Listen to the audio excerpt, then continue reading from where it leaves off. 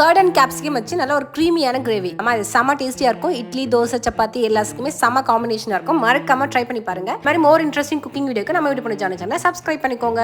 எப்படி செய்யுதுன்னு பார்க்கலாமா? இதுக்கு ஒரு சாப்டு ஆனியன், ஒரு கேப்சிகம், வறுத்த வேர்க்கடலை ஒன்றும் பதிகமாக அரைச்சிக்கோங்க. ஒரு பச்சை மிளகா, 1/4 டீஸ்பூன் மிளகாய் தூள், 1/4 டீஸ்பூன் கரம் மசாலா, 1/2 டீஸ்பூன் உப்பு, ஒரு 2 டேபிள் ஸ்பூன் ஆயில் ஆட் பண்ணி நல்லா மிக்ஸ்அப் பண்ணி வச்சுக்கோங்க. இப்போ பேனில் ஆயில் ஆட் பண்ணிட்டு சீரகம், ஒரு 10 பல் பூண்டை வந்து பொடியாக நறுக்கி நம்ம மிக்ஸ்அப் பண்ணி வச்சுருக்க மிக்சர் இது கூட ஆட் பண்ணி ஒரு 2 மினிட்ஸ்க்கு நல்லா வந்து சாட்டே பண்ணிக்கோங்க. இது கூட ஒரு டேபிள் ஸ்பூன் கடலை மாவு, 1/4 டீஸ்பூன் மஞ்சள் தூள் ஆட் பண்ணி நல்லா மிக்ஸ்அப் பண்ணிக்கோங்க. இது நல்லா மிக்ஸ்அப் பண்ணதுக்கப்புறம் இது கூட ஒரு 4 டேபிள் ஸ்பூன் தயிர் ஆட் பண்ணிவிட்டு எல்லாத்தையும் மிக்ஸ்அப் பண்ணி ஒரு 5 மினிட்ஸ்க்கு கொதிக்க விட்டிங்கன்னா செம்ம அட்டகாசமான க்ரீமியான curd Shimla mirchi gravy ready. Try பண்ணி பாருங்கள். ட்ரை பண்ணி பார்த்துட்டு எப்படி இருந்துச்சுன்னு மறக்காமல் கமெண்ட் பண்ணிவிடுங்க. அப்படியே இந்த வீடியோ உங்களுக்கு பிடிச்சிருந்தா லைக் பண்ணி உங்கள் ஃப்ரெண்ட்ஸ் அண்ட் ஃபேமிலிக்கு ஷேர் பண்ணுங்கள்.